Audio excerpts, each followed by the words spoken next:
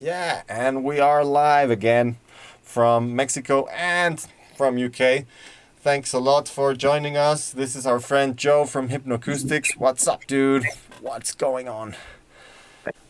Hey Patricio, how you doing, mate? Thank you very much for having me here. Lovely. Oh, it's my pleasure, man. It's my total pleasure. What's going on, man? Like how are you feeling this spring, man? You say it's still pretty cold over there, Fine yeah? day. It's still quite cold, but it's the seasons have changed and a little bit. So my attic studio about a week ago had that magic moment where you come upstairs and suddenly just the temperature feels totally different, and you can open up all the windows and start writing up here again. As I've been shivering next to heaters for the last 6 months. So yeah, everything's really nice. Shivering. Yeah, shivering next to the heaters is something that I know here. Like you guys think that Mexico is all like cactus and like yellow filters in the camera, but actually it's like it's pretty cold up here. I'm in the mountain. It's like 3,000 meters. I mean, not cold like England cold, but it's pretty cold, Mm. for Mexican standards. So, but Yeah, well, now look at Sao Paulo in winter kind of weather, something like that. A little bit kind of grey and cold. Mm. yeah. Well, we get like summer. Summer here is super rainy. Usually, it's like summer rain, and then winter is pretty sunny, but a little bit cold. But Nice. I don't think I've been, but that time of year, I'm not too sure. Only a couple of times. November. What time of year is November in Mexico? Is that winter or summer? yeah, Which one's that? definitely winter. Yeah, it's, Yeah, it felt like winter in November when I yeah, was there. Yeah. yeah. But it's pretty sunny. Like it's almost like no rain over there. Like over here, no rain. It's dry season, so it's cool. It's nice. I like winter anyways. Like because summer and spring kind of gets a little bit too warm. Mm.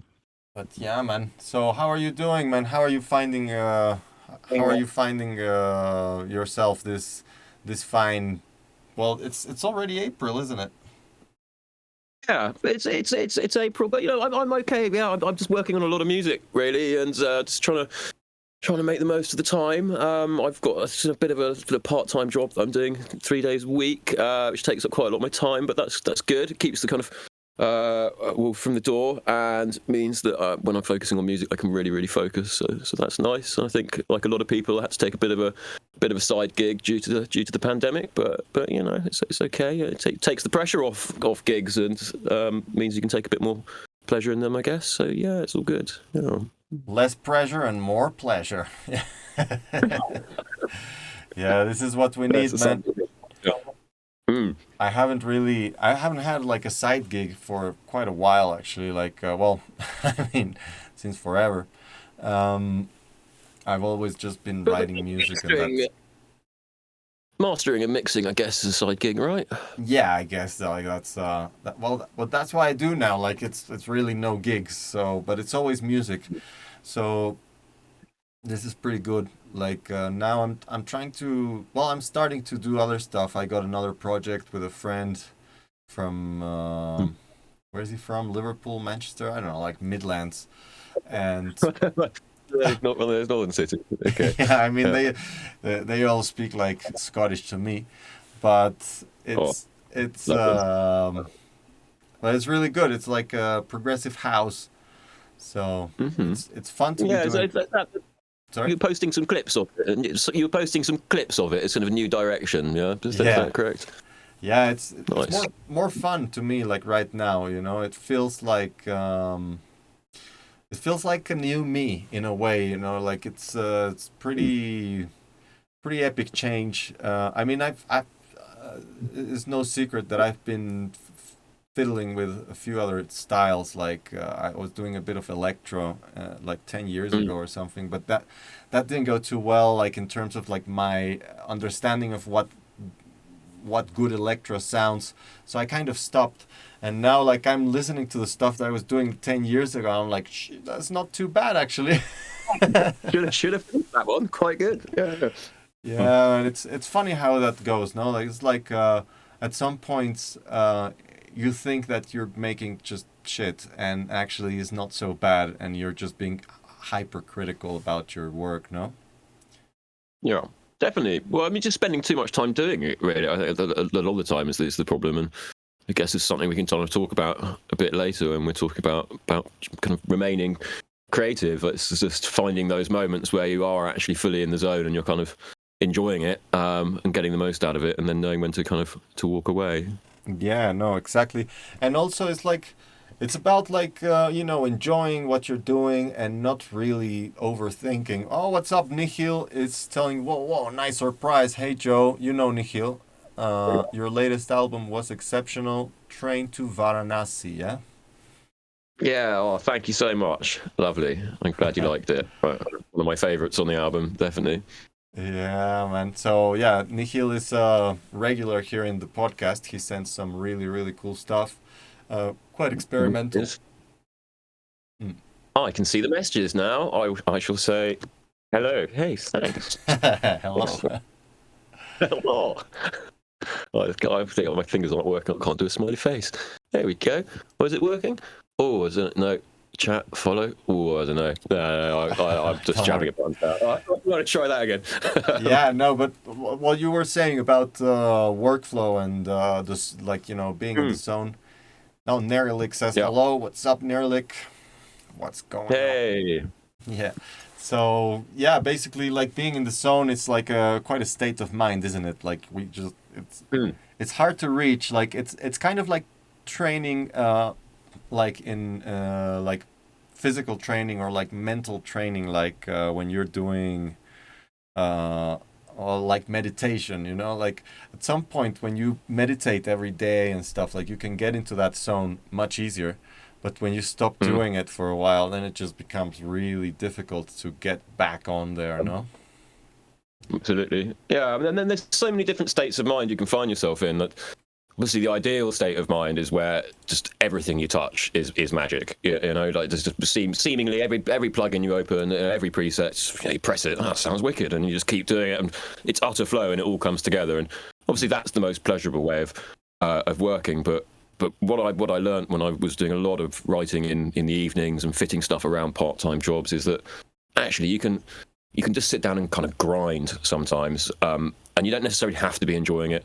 You don't have to really be feeling the riffs you're writing, but if you're kind of proficient at what you're doing, you trust in the fact that when you are in a better mood, if you go back and listen to what you wrote when you were in a bad mood and really tired, actually it'll probably be really good, which is what we were talking about earlier. So yeah, it's a job of work. Sometimes you grind the material out, and without any hope as to whether or not it's any good. Listen to it later, and see what happens. Yeah, that's really, really like really useful thing. Like because a lot of people actually feel like just they're like me myself. Like personally, I felt like sometimes I'm in the studio and I'm trying to do stuff and it just like doesn't sound as good as it should, and it's just like this is horrible.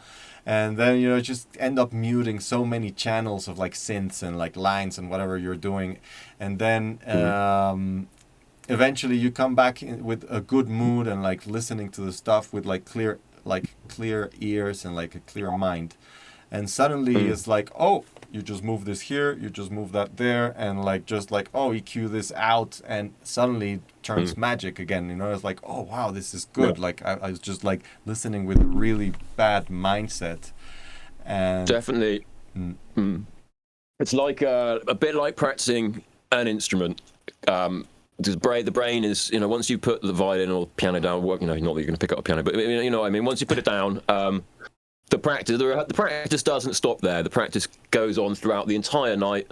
For instance, for me, when I was very active learning violin pieces and things, my mind would always be kind of half, thinking of like some kind of fingerings in my left hand, and when you're not practicing, and then you have something you found impossible the night before, wake up and practice it the next day. First playthrough, you can do it flawlessly. And it's very much like that with music production as well. You can have a complex arrangement. You don't know whether you're ever going to finish it. And then you pop back into the song file 6 months later. Your brain's actually been kind of mulling it all over for the last 6 months. And there you go. You can make the whole track in 30 minutes. It's done. Yeah, totally. Also, it's like that when you say like with this like intricate arrangements and stuff, it's like, it's so good when you just like sometimes you got a track and it's like it's not really like gelling stuff, and then you just mute this here and there, and like maybe mute that here and there, and then just put one last sound, and suddenly everything just pivots around that, you know, like it just turns around in a Mm. really good way, and like you don't really think about it. Like it's like instead of like the track not working, it's just a few little details that make a big difference in terms of flow. Yeah, absolutely, absolutely. Yeah, I mean, for me, what I pardon me, I'm gonna cough. I mean, for me, it's those really kind of soaring reverb, awash with reverb, kind of soaring delayed sounds that kind of come over the top of otherwise quite dry grid work, kind of synth mixes and stuff, and it's those that kind of come over the top that brings everything else together for my ears anyway. Yeah. Absolutely. No, totally.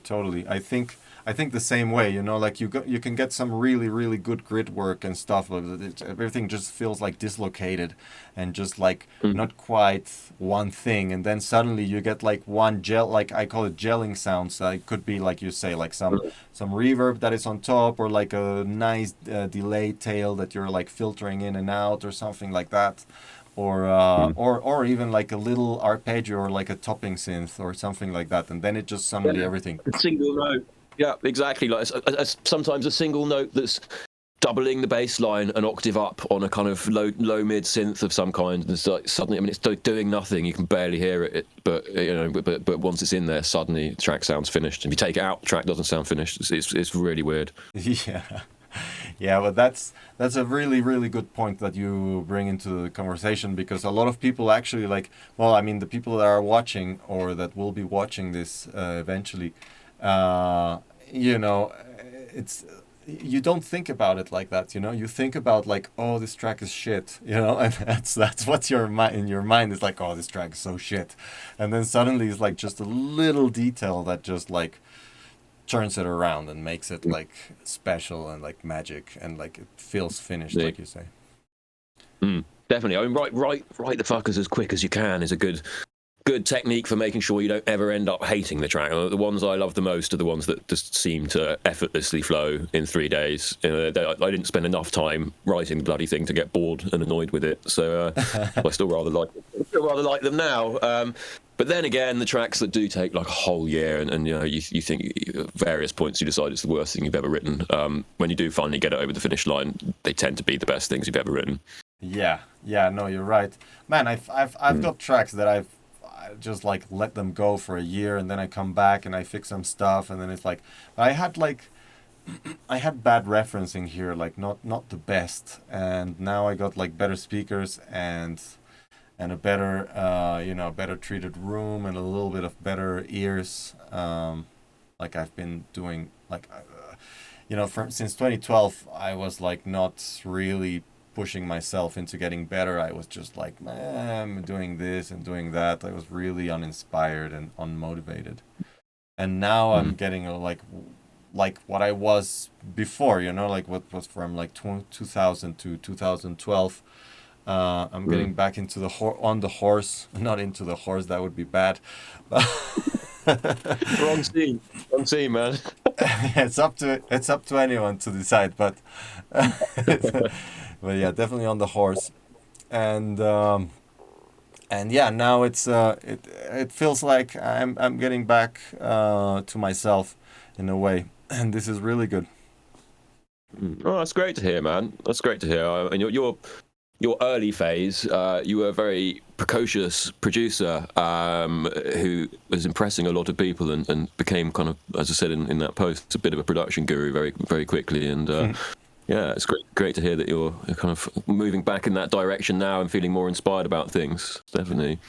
Yeah, man, it's just about feeling good about yourself, no, and feeling good about what you do. Um, Mm. it's like you can't really project anything positive if you are not really feeling positive yourself about life and about like shit that's happening, no? Yeah, man. Yeah, definitely. I mean, you can write a lot of really dystopic, kind of grumpy, upset music and just try and express your express your inner nihilism. And you can do that. And sometimes it sounds good, but that's like it's not really the place I want to write from.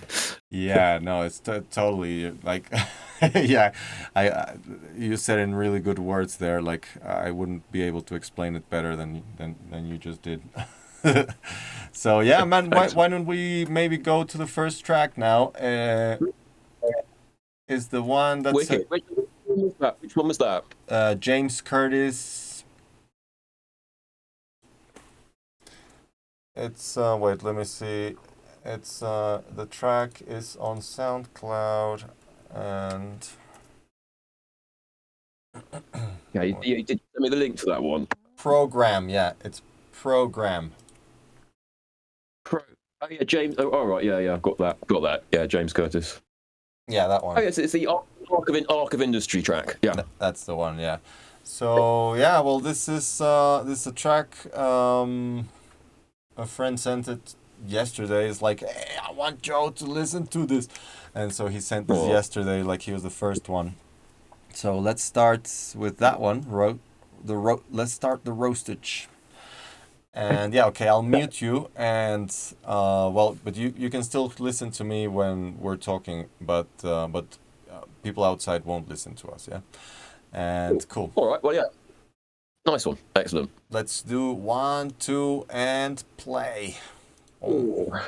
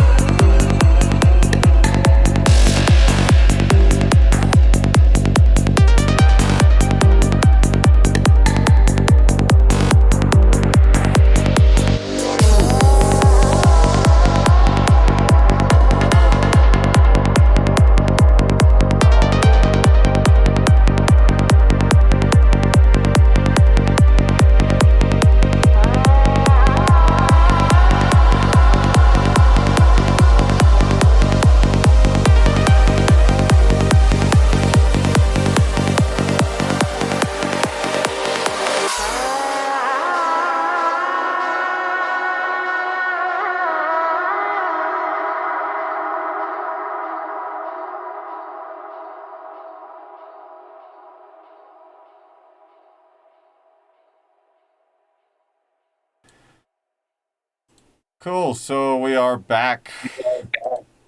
Ooh, DG check. Oh, cool, man. Yeah. This, Cool. so Enjoy yeah, that. really, really cool. Like, I'll let you start, man. What do you think? Yeah, man. Well, what I'm going to do very quickly is I'm going to kind of send. As I wrote some notes and I need to send them to this computer because otherwise I'm going to be kind of like reading from here. So I'm going to send them to our thread here, Okay, and no then I'm worries. going to come across here. Right, Cool. here we go.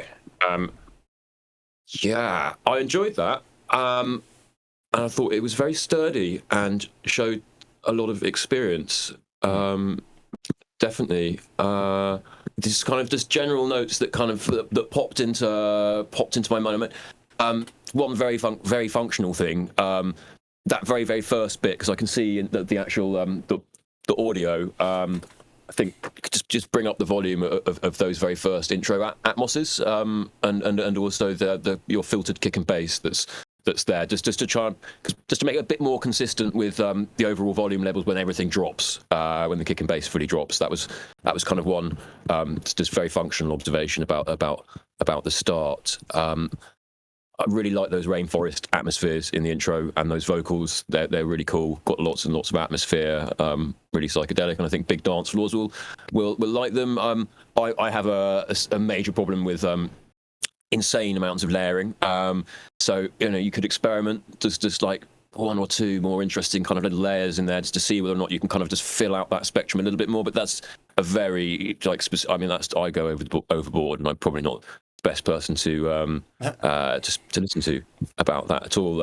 I thought it was a really well structured track. Everything kind of happens in the right place. The arrangement kind of resets itself and goes back down to that kick and bass and kind of in the right place. It doesn't kind of belabor any particular points in any areas. I will stop rabbiting and let you have a little go. And I thought maybe the kick was maybe 1 dB too loud. What did you think about Patricio? Yeah, definitely. I think, well, your point about the intro stuff is really good. I also thought that it was a little bit underwhelming, and definitely I would say the kick and bass needs a little bit of balancing. Like, I like the space that it has, but I would say like Mm. maybe the bass line was maybe needing a little bit more sub. Like, maybe it's a little bit too cut, and it just makes the kick feel like it's overpowering. Because in general, like, the balance of the track is pretty good. Like, it's solid, but it's just I thought it was the bass that was a little bit too cut on the low end. And what I would suggest is like, I mean, the vocals are okay. They feel like it's a little like maybe they're in key, but maybe the scale is not the same as the one that you're using. And it just obviously they go in the middle of the notes. It's like this kind of Indian, like, and that kind of goes in the middle of some notes that, like, maybe to me, like, I am a bit of a freak about tuning, and that's really like kind of like sticks out in a way. Like, maybe what you said about layering would also help, like, just because it's kind of like this could be like the detuned part of your vocal, and then you just like layer something and that's completely tuned in, and that could like really give you like the correct tuning, or like especially on those like detuned parts. Mm. um I, I also think that the track is really cool. Like, it's very well written, and like you say, like everything goes in the right place. Um, to some extent, I think at some point maybe a little bit more grid work would keep the attention, because at some point, like, I kind of lost it lost me a little bit, like, and could have been like, because it's super like, how do you say, like very atmospheric in a way, like it's melodic, atmospheric, like that, and at some point maybe it should just like put the foot down, in a way, and sort of like, but that's also like what I think. It's just stylistically speaking. So it really depends on each one. But yeah, really, Mm. really cool. Really good track. What else do you think? You have any other? Yeah. I've got a few. I mean, so I totally agree with the kick and bass thing. It's like it's one of those things that it's hard. It's very hard to tell whether or not it's like whether or not actually the bass could do with having the sublet out a little bit more, and that itself would just kind of correct the perceived volume of the kick, or whether or not the kick could do with coming down. And it's one of those things you just kind of fiddle about and then Exactly. hope for the best. But there's the top click on that kick. Obviously it's really nice having like a good click on the top of your kick, because it does help cut through things, and there's lots of ways people do that, right? They layer maybe sometimes even rim shots, snares, certainly like tight closed hi-hats, sometimes pitched up. Those are nice things to put on there, and it really helps with cutting with the transient cutting through. The only problem is I just think in this particular case it's like perhaps a little bit too cutting through, and maybe just could calm down that click on that transient on the kick, like, very, very slightly. A few observations on percussion. The closed hat, the main closed hat you're using, actually my brain didn't end up kind of analysing whether or not then a kind of more open hat was used later on in the track, but certainly that closed hat that's being used in the first part of the track, maybe just a bit more zing to it, a little bit more top end zing. It sounded slightly like, I don't want to use the word dull, but just not zingy enough. And so, yeah. Bit of EQ there. There's that particular waves EQ that's just really good for hat zing. It's got lots of really nice presets on it. I can't remember which one it is. But maybe that, like, a bit more zing on that closed hat. I really go wild on my running hats. My running kind of 16th pattern hats, and yeah, I mean, sometimes I layer 3 or 4 of those and then kind of pan them and then group them and then process the group and that kind of thing. And yeah, I kind of felt that like there was in the overall percussion mix, which was good, but there was a bit of a gap where, like we were talking about earlier, Patricio, like maybe like a very well chosen, tasty little like Aqualoop, for example, or something along those lines. It just sits there, and it's a bit more of a kind of like churning kind of percussion line that sits there in the middle. And I thought maybe that would be quite cool. A few, 2 minutes 38. There's a kind of fairly classic sounding synth line in there, and it's a well delivered classic sounding synth line with the classic sounding notes. I mean, it slots in really nicely. I mean, maybe try and fiddle with some of those notes a little bit. I personally try and avoid the minor second. Just because it's the goer note. We've discussed this before, Patricia. Nothing wrong with the minor second. But yeah, I mean, just like fiddling with those notes and stretching out the MIDI phrase into kind of and apologies if it is already kind of like a full 16 bar kind of like crafted phrase, but maybe just a bit more detail every 4 bars, a bit more, kind of a few more note changes just to kind of maybe make that. But you've got to be very careful with that kind of thing. If you over egg it and have too many note changes, then next thing you know, you're going to some pretty dire territory. So one does need to be careful there. There was a nice switch at 323 into the kick and bass. I like that. I really like the kind of tinkling melodies at 415. Then the main breakdown at 440, or around abouts that point. It's a really nice breakdown. It's got a lot of space in there at the moment.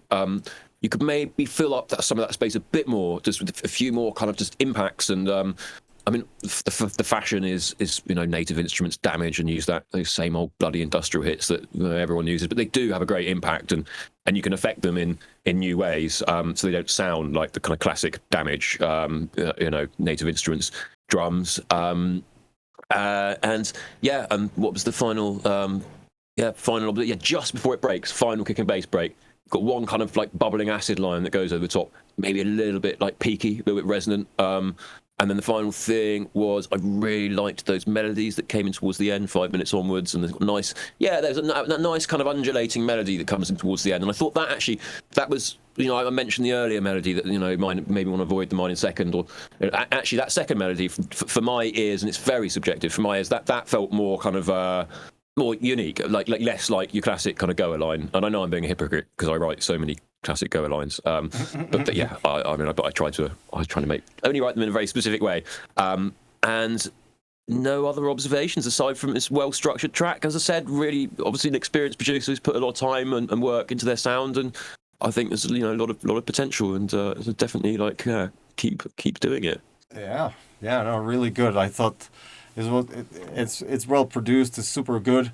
I also, I mean, I've been overdoing that minor seconds lately in my latest productions. Really, like I also didn't use it almost ever. You know, I was only using major seconds and like classical natural minor scale or like well, Mm. not many modal stuff, but also modes, like if you take it as a mode and you start instead of just using that second, you change the scale mode into something that has that minor second. Sometimes it makes a little bit more sense, but Yeah, when it's definitely. There's a whole lot.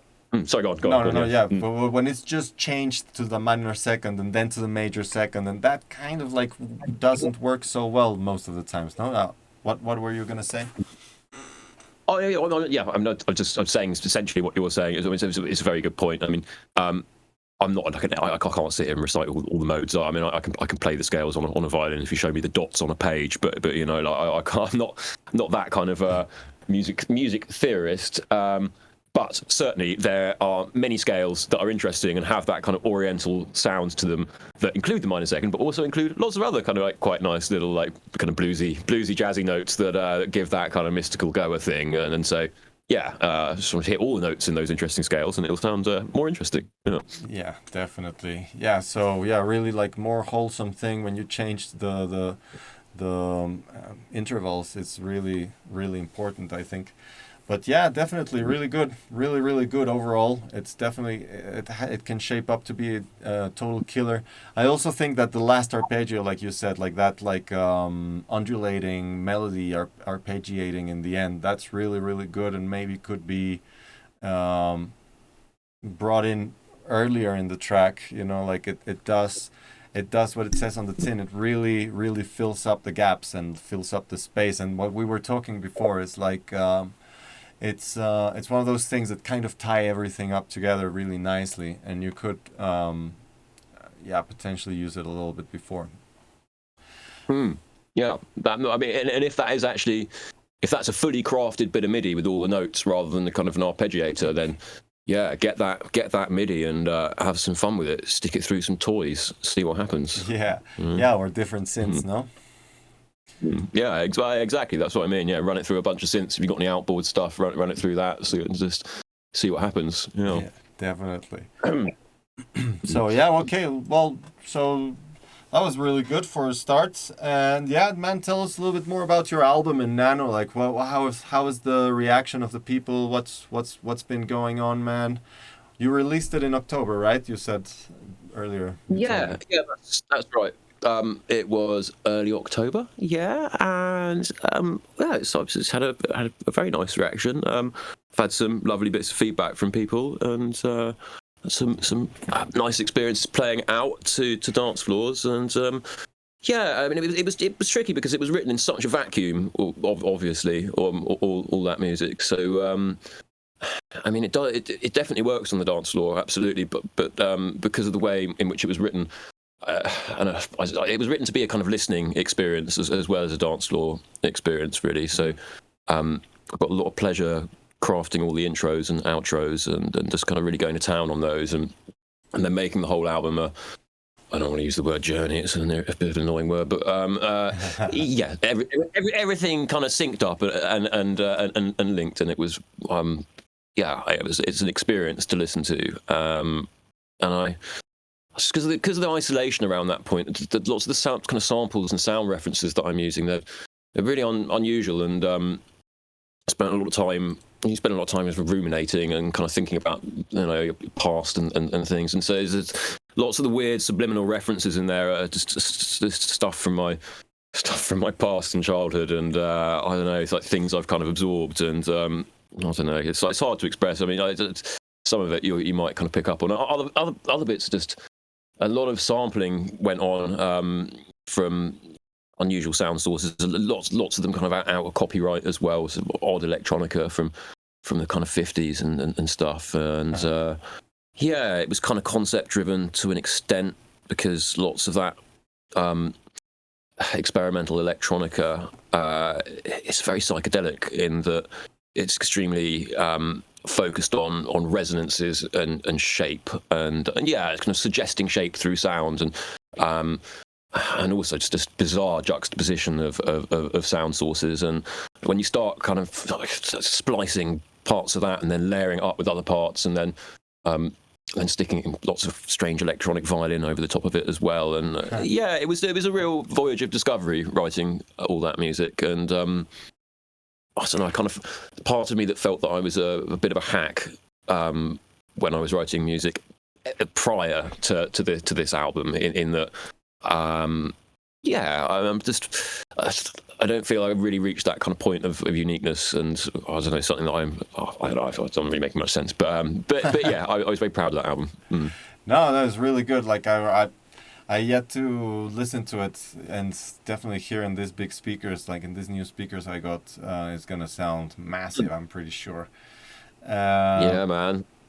But yeah, man, Awesome. definitely. I've always enjoyed your music, and it's always been pretty unique. I mean, even though maybe not as unique as you wanted it, but yeah, it's always been quality, man. And yeah, I gotta say, quite inspiring, and not just for Thank me, but for anyone listening. I think it's like, to listen stuff that is clear, like clear ideas, not just clear production, because you can reach clear production with like some EQs and some good speakers, but clear ideas, you need a clear mind to do that, and that's pretty good. That's the most difficult part of it, I think. Mind. I don't know what that is. No, I know. Well, thanks. Yeah. I mean, we're definitely with me and Ben. Obviously, Hypnocoustics was originally with Ben, and we were very idealistic when we first started writing, and it was a lot of fun. And yeah, I really enjoy, because so the collaboration we're working on at the moment, Patricio, which is a remix of one of those original Hypnocoustics tracks. I've been really enjoying feeling free to indulge myself melodically in the way that me and Ben used to back then, because obviously this is a remix of one of those tracks from that era. And yeah, I think there is a bit of a fashion going back towards melodic music now. Yeah. I know a lot of big producers are wanting to get back into kind of expressing something a little bit more emotive, and especially since the pandemic. I mean, we're not going to go into any major detail about that. We can kind of talk. We can skirt around it. I think there's an element that, I don't know, the really cerebral kind of quite kind of gritty, dark stuff will always have its place, and I love it, and I like writing some of that style as well. But kind of post-pandemic, I think maybe like certainly I don't know. People want maybe a little bit more joy at the moment. I don't know. What do you think? Yeah, man, totally. Well, I am one of them. I was writing a lot of, just FM leads and a lot of Goa leads and stuff like that. It was just a little bit darker before the pandemic, and right now, as you said, it's quite a vacuum. So we're really just digging deep into ourselves right now, because there's nothing like a gig that you can just go and listen to your tracks and like see if it works. Like, it just has to work from the studio, So we're just like, actually, well, for me, it's been quite a dive into my old style and my old ways, and really like just relearning stuff that I had unlearned, or that I had just because usually when you're producing music, like, I don't know, for quite a while, you start doing something one way that you think is the right way, and then you're like, oh, but I found a better way now, and you forget about that old way that you're doing stuff. No, and now it's like kind of like merging everything together, which has been really good to at least have that time, and that like it's been an introspective time, for most of us, and not just musically, but like hopefully personally as well for most people. And yeah, that's been really good about the pandemic, like, even though we're all skint and like we've had to like find ways to support Yeah. ourselves in different ways. No. Yeah. Definitely. I saw, what was it Chelly was saying, there's pre-pandemic music and post-pandemic music because of the amount of reflection and hard work that's gone into everyone's output since it all happens. And yeah, as you say, you've got to kind of really reach deep inside yourself. And so there's not all the kind of the constant what's the word? I'm just the quick turnover of parties that was occurring before. Didn't really give any of us time to just sit back and think, really. We were just all on like autopilot, really, like going from gig to gig, and it was actually just a bit of a bubble, really, when you think about it. So that kind of environment was never going to really be sustained. Something was going to happen to mess up that, and that like now is actually the kind of reality. Like that everything before was the bubble. There's a part of me that kind of thinks that. But yeah, I guess, as I'm saying, without having to do those gigs, it does mean you're able to focus on things in the studio a lot more, really just reappraise what you're doing, go back historically over everything you've done before, see whether or not actually there's some real bits of wisdom that you, for some reason, have stopped having in your workflow. It's very much like what you're saying. Yeah, man. No, it's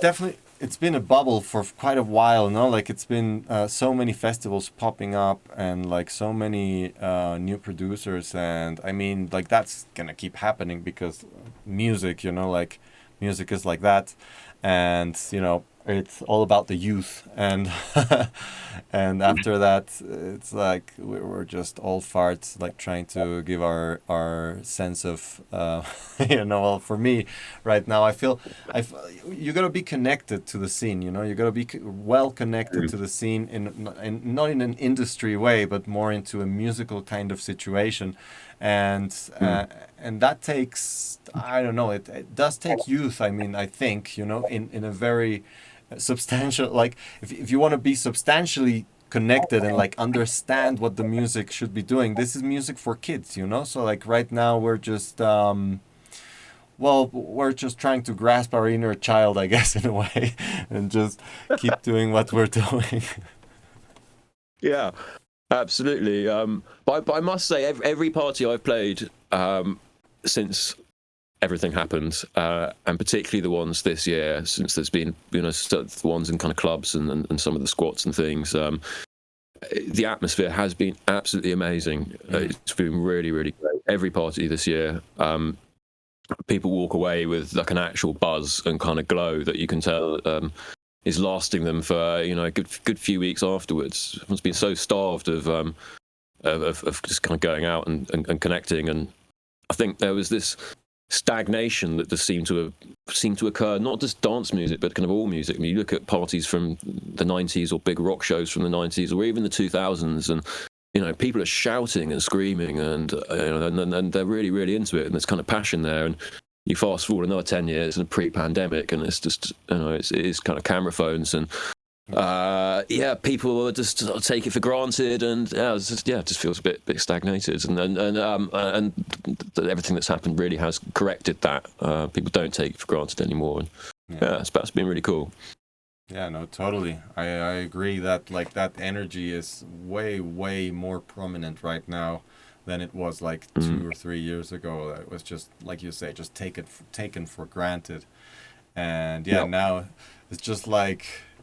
It's just like, oh man, a little bit of air, you can breathe. You can like, you're in front of those speakers and your cheeks are like vibrating. You're like, oh yeah. But absolutely. It's quite a sensory experience, especially after sort of not really leaving the house that much for a good couple of years. Goodness me. I mean, it takes a long while to come back down from parties at the moment because, it's just a really intense sensory experience, but fantastic and a privilege to be playing these parties with everyone so fresh out of this horrendous experience. Yeah, man. No, totally. This is a really, really, really good thing that just happened from then. And I mean, we just all have to accept where we are and what what's happening, no? But yeah, let's see this next track, no? Like this is one. Wait, let me just say, Liquid Vibe, The Core. Let me Is just. this we got a link to this one as well. Yeah, you got the one. The link Yeah. is there. It's the core 3103 2022. Cool. Yeah. Killer man. So yeah, let's do this. One, Yeah. two, and Three. Go. three. Boom.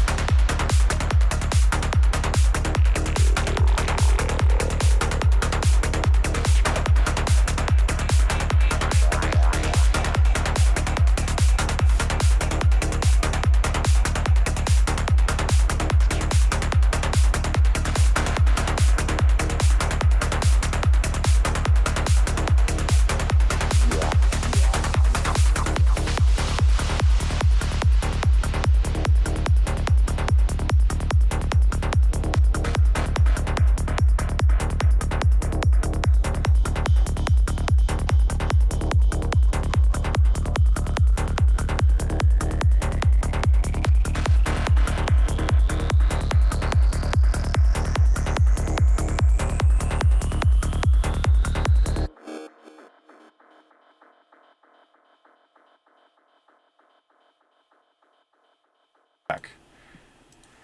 Cool. Cool. So we're back. Yeah. Nice. That was Liquid Vibe,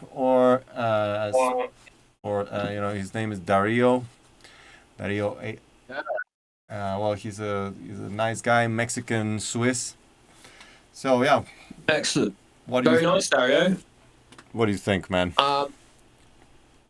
Yeah, I definitely have some general observations. Definitely. I mean, it's again the standard is really high on both of these tracks. Like they're very very solid.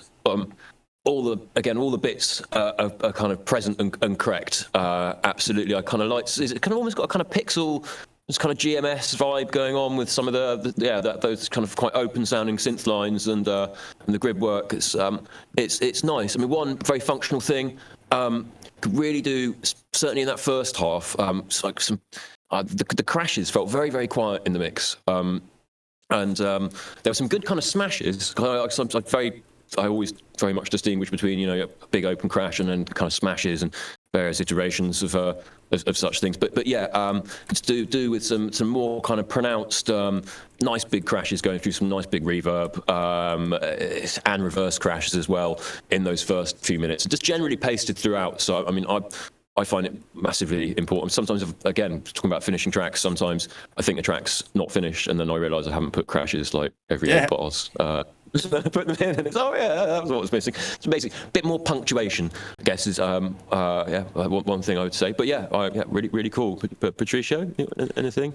So yeah, I got a couple of things like for example, there is like a little detail on the kicks with reverb. They are hitting way too low.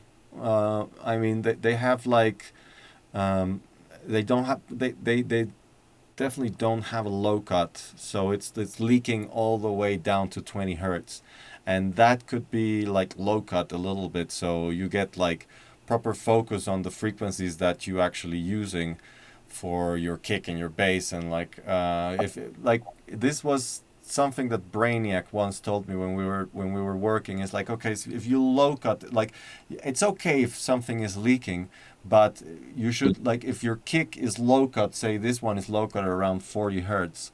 So if you low cut everything around that area, then you're like you anything that is low, it won't be lower than your kick, and that will really give you more like, it's kind of like punctuation, like it really just makes the kick solid. Like, if not, it just sounds like, it's not the lowest thing in the track, and you actually want it to be the lowest thing, no? And so I would low cut You that. mean music, all those reverb kicks, Patricio? Sorry? You mean those reverbed kicks? Yeah. You mean? Yeah. Yeah. Yeah, so I would low cut them a little bit, so it's like more focused on the frequency range that you're working on there. Then your offbeat hi-hat, I think it's too loud.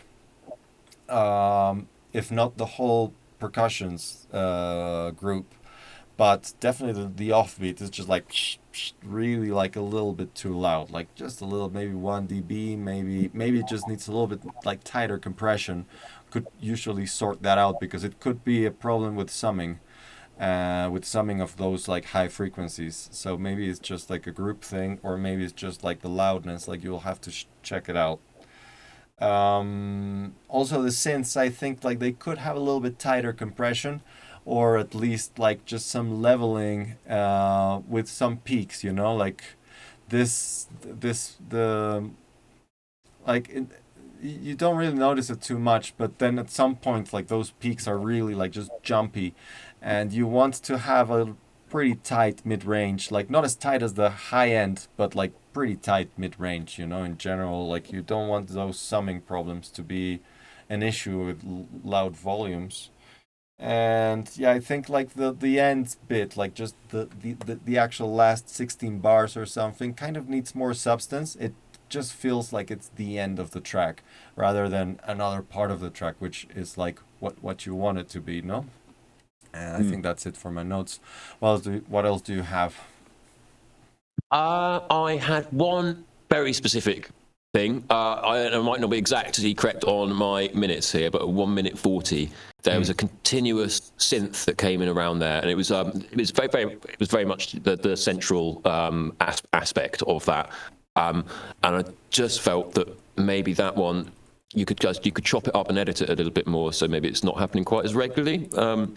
So maybe just it happens every other 4 bars or every other 2 bars or something like that. Just so it's not quite as continuous. So I felt like that one, yeah, it would sound a little bit better. And then maybe you could have a kind of a question and answer sound that kind of it sits there with it or something along those lines. But yeah, just for me, I felt that particular sound around that 16 bars around 1 minute 40 could be just maybe a little bit less of it, then. Yeah, and then just the initial couple of minutes, just maybe a little bit more detail, just a few extra kind of sounds, and just have a bit of fun with it, and open up a couple of synths as kind of ones you can jam with as much as easily as possible, and because I know it is when it's right at the end of it, when you've spent a lot of time on a track, the idea of adding more sounds just kind of fills you with dread. And one of my ways around that is, just turn all the synths on and play stuff in by hand if you feel kind of comfortable doing that, because it's not as painful as sticking the MIDI in. But yeah, as I said, very high standards, and people know their stuff. Yeah, man, no, definitely really, really good feedback. And yeah, I also thought like the first few minutes were a little bit like well, I can't say dull, but because it's well made and well built, but it could have been a little like it's kind of yeah, like it could have more detail, like it could really bring you more into the track in the first few minutes, because that moment really happens until like minute 3 or something, when you really are into it. And yeah, that you can just reach that with a little bit more detail, or like you say, like a little bit more question and answer, like a little bit more intricacy can come in many different ways, Dario. Like for example, like Joe was saying on the last one, like making a little bit of variation. Like for example, you have one phrase on a synth, and like I usually start like this. I have one phrase that is like every bar or every 2 bars, and then I copy those things, like I glue them together, and then I have a something that happens in the end of the 4th bar, and then I glue 2 of them together, and then I have something that happens in the end of the 8th bar. And this kind of stuff, that's another kind of question and answer, like there's the melody kind of answers itself, and it feels like more cyclical rather than like looping, and that really makes a big difference, like whenever you're working with rhythms, like either like patterns with your hi-hats, or patterns with your percussion in general, or like patterns with your grids. And those little questions and answers and these little variations make a really big difference when everything is summed up. So totally, man, and that exactly what you're saying about that, just putting the extra effort into making sure the whole 16 bars or even 32 bars, Yeah, it's all got inflection. It's not 2 bars repeated. Like it's a kind of a full phrase in and of itself, and that's one of the ways also of getting that kind of real goer sound in its kind of best possible sense of the word, because. Back in the 90s, I'm not that I was, sat about producing music back then, but one would have thought that a lot more effort went into the MIDI aspect of it, because your capabilities were so much more reduced, right? So one of your most powerful tools was like inflection and kind of variation through MIDI. So yeah, if you can kind of bring that back into things, and then another little random hint is, once you've got that 16 bars of lovely kind of crafted MIDI, I'll get the whole lot and stick a randomizer on the note lengths very, very subtly, and then you just get kind of even more just kind of detail in there, and it's a nice technique. Yeah, I do that a lot. I do that a lot with note length, and also like with sustain and release. That really gives you like this really feeling of like not just notes, but like it's like someone is playing, and there's like some resonance that is like leaking from the synth, etc. So that also really helps. Yeah, man. randomization on those little details like make a big difference. You don't really have to randomize the notes or like the or like note length in a really dramatic way to get like that feeling of like motion that is like sometimes what is missing from like programmed electronic music, no? Totally. Mm. Yeah, this is really, really big thing. And well, look, Nihil was saying send 3 tracks. So yeah, Nihil, I'm gonna play Spiraling. Wait, sorry. Spiraling. Okay, let me just download this. Download this. Whoa, whoa, whoa. My computer made like this like sound. It's like I always get a little bit worried when those sounds happen. Stop giving away special secrets of making good techno music. Yeah, well, you know, like this is all about this show is all about giving away secrets, man. And that we'll keep doing that. And okay. Open source. Yeah. So wait, did you maybe you didn't get the file from the chat? It's one of the first messages on the chat is Nihil Aurora Borealis Mega NZ. Can you? Oh, okay, yeah. All right, is it the first one? Yeah, it's the first one. It says Tron, and then a hyphen. Is it a hyphen? Whatever it is. Yeah. Before I forget, here you go, Tron, and then Mega NZ, that thing. Yeah, and I've got that. Inside. Which one? Spiraling. Spiraling. Yeah. Right. Let's download that. Yeah, so we're doing that now because obviously it's gonna be way better if you do it. If we both play it full quality here. So yeah. I don't want to stream it. My pretty slow internet will bring it down soon enough. Yeah, no. Well, it's Friday night, you know. It's Friday night in a little village, so everyone's using up the bloody bandwidth.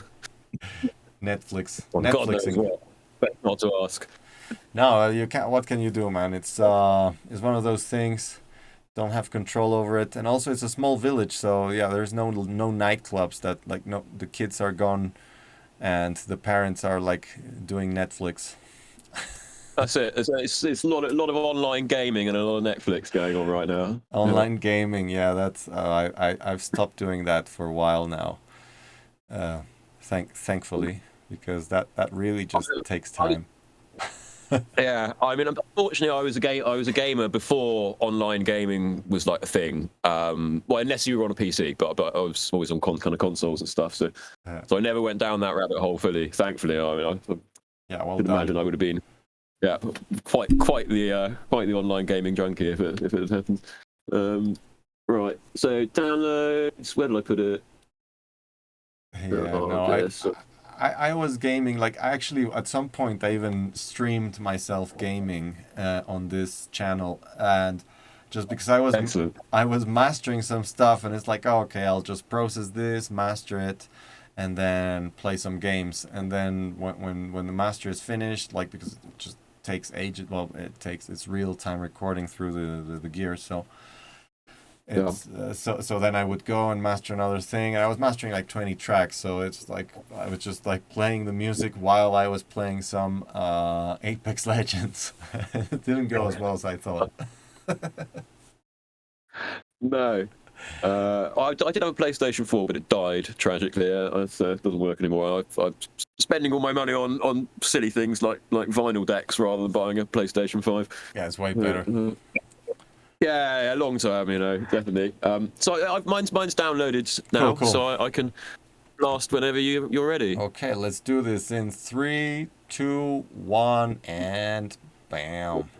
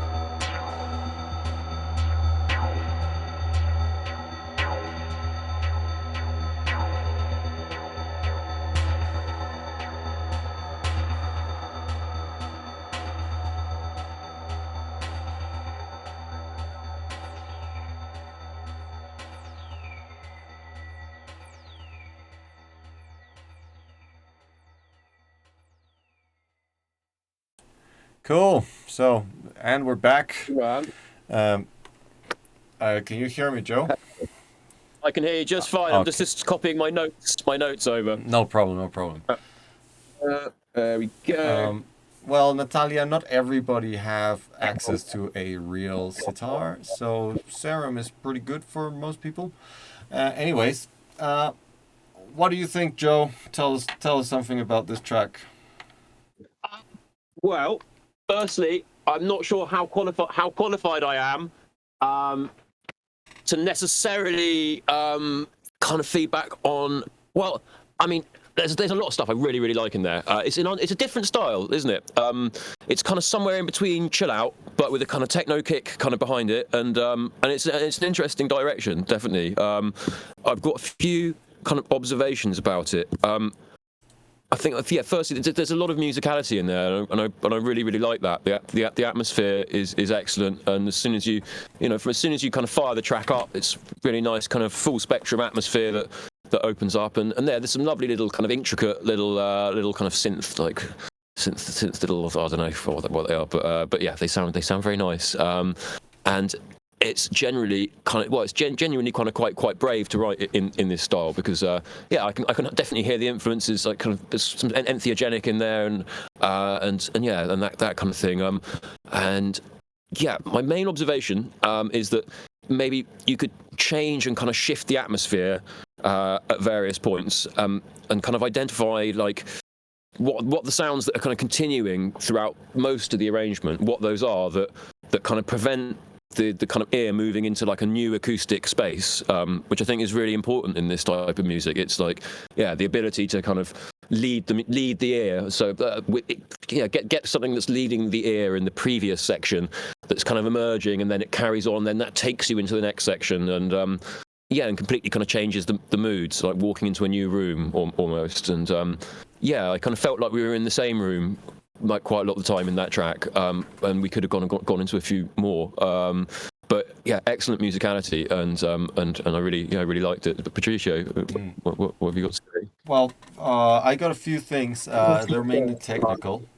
Like for example, some of the parts feel a little bit dislocated. There is like this big synth line that happens around minute 2 or something until minute 3 or something, and it's like that, like something like that rhythm, and it happens every 4 bars, and that one is feels like a little bit dislocated from the rest of the music in general, and I would probably address that.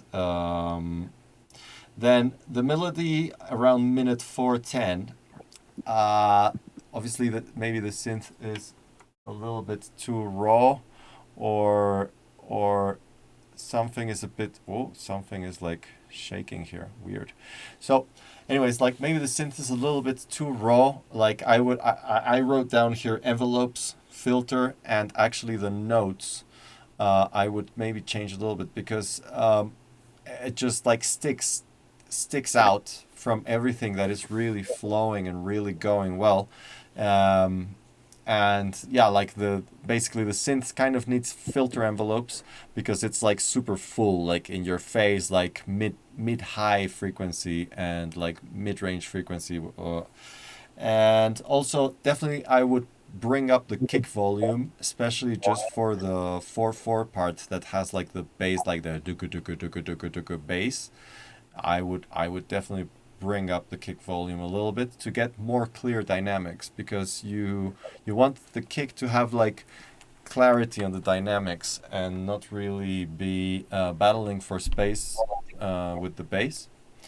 And there is also in the end there is this also there the resonance synth that happens before the end also, and that's also a bit loud, I think. In general, I'm just speaking. It's obviously not too loud, like it's not clipping or anything, but it's generally a little bit too loud against the rest of the music, and that just kind of drives you off from the whole thing. Well, do you have any other notes? Yeah, I do. I was trying to, because so yeah, one thing that kept coming into my mind is the kick felt a bit kind of lonely in the way it sits there in the mix, and I was trying to figure out why that was, and I kind of realised that actually, because this is almost a kind of, I don't want to say techno style because it's not techno, but even lots of chill out tracks that have a 4/4 kick drum in them.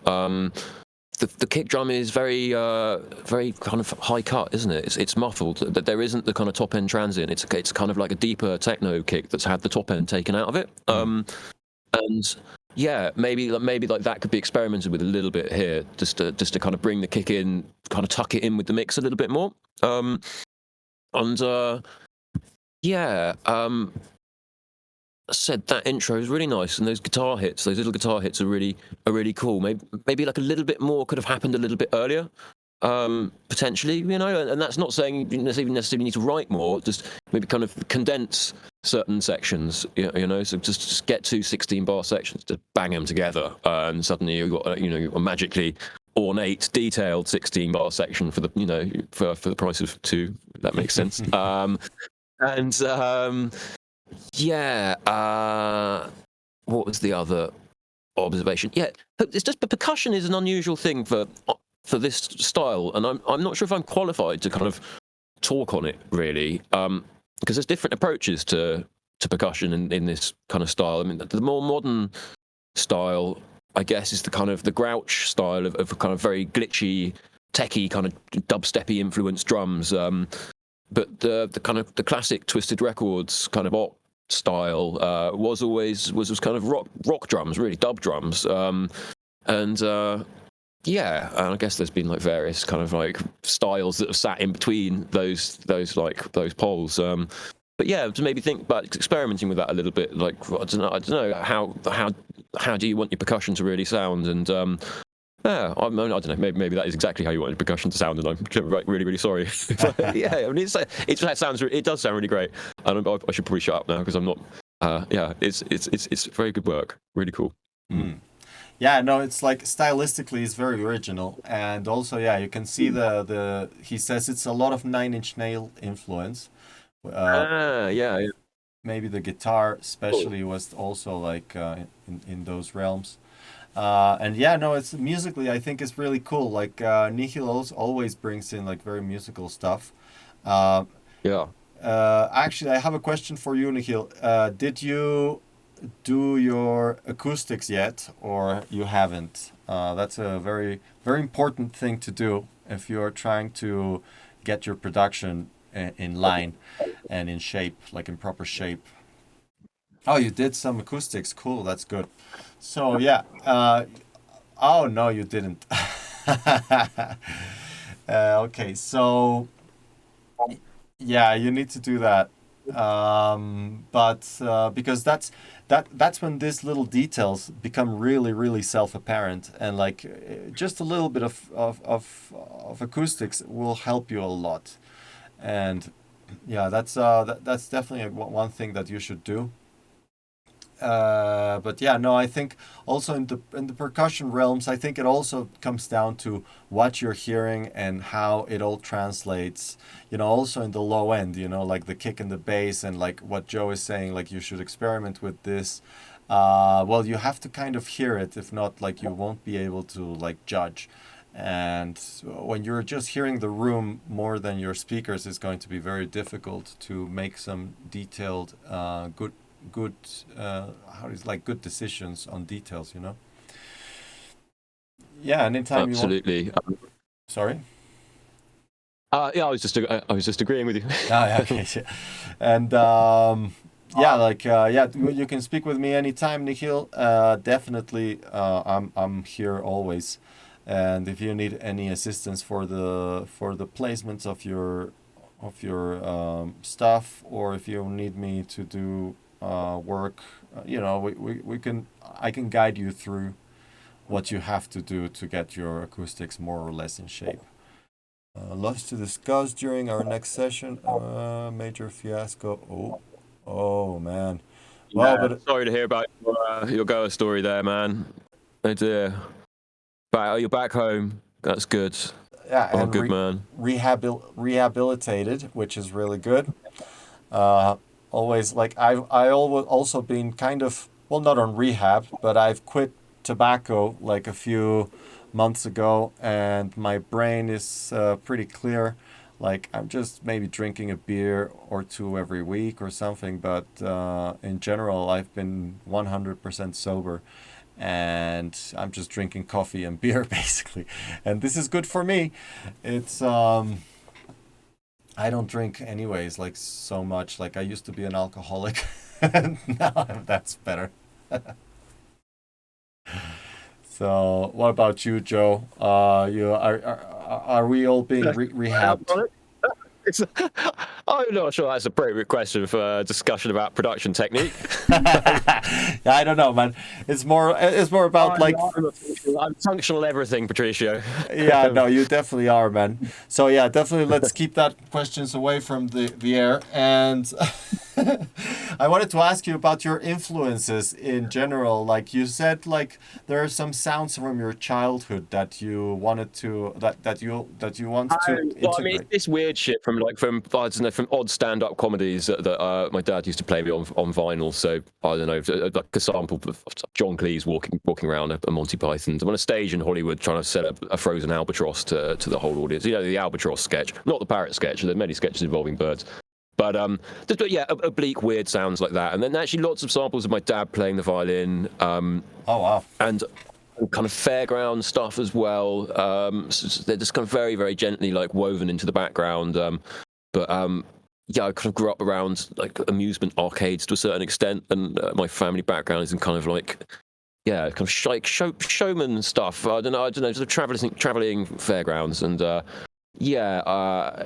If you take not a DAT recorder, but a modern equivalent of digital recorders, and you walk around a kind of slot arcade, and just all the nooks and crannies all around there, and then you listen back to that acoustic sound space.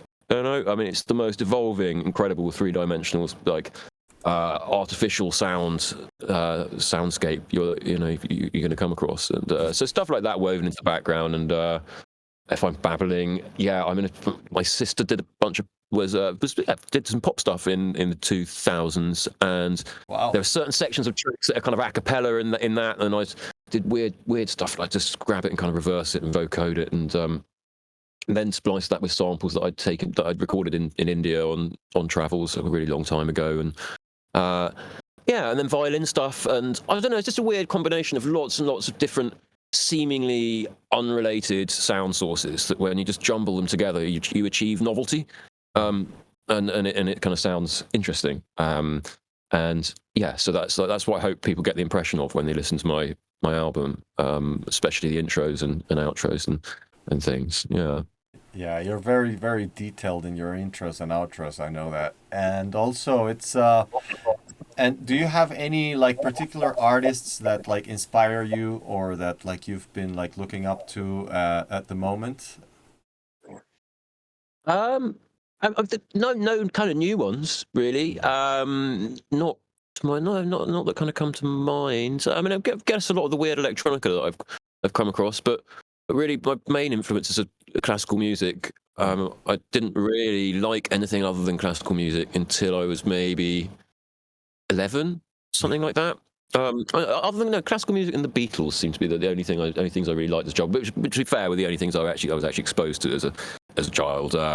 And yeah, but anyway, to answer your question, there are some psychedelic rock bands like Tool and the Mars Volta, and obviously Led Zeppelin. I mean, I just could reel off a whole bunch of kind of cliche names that everyone else would reel off, but yeah, lots of psychedelic music.